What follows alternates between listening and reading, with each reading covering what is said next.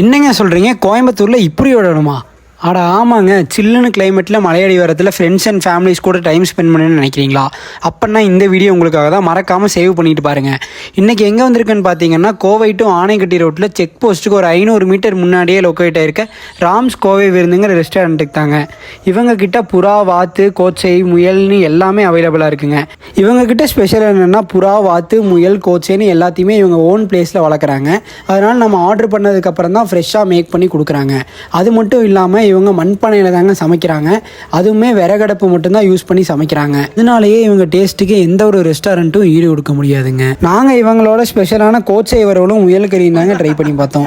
சும்மாலாம் சொல்லக்கூடாதுங்க, டேஸ்ட் ரொம்பவே சூப்பராக இருந்துச்சு. நீங்கள் உங்கள் ஃப்ரெண்ட்ஸ் கேங் கூட பார்ட்டி ஏதாவது பிளான் பண்ணுறீங்கன்னா உங்களுக்கும் செப்பரேட்டாக குடில் வந்து அரேஞ்ச் பண்ணி தந்துடுவாங்க. இன்னும் எதுங்க வெயிட் பண்ணுறீங்க? உடனே இந்த வீடியோ உங்கள் ஃப்ரெண்டுக்கு ஷேர் பண்ணி உடனேயோட 2 தட்டி வாடா போலான்னு கூட்டிகிட்டு போயிருங்க. இதே போல் கோயம்புத்தூர் கண்டென்ட்டை தொடர்ந்து பார்க்க நம்ம பேஜை சப்ஸ்கிரைப் பண்ணி வச்சுக்கோங்க.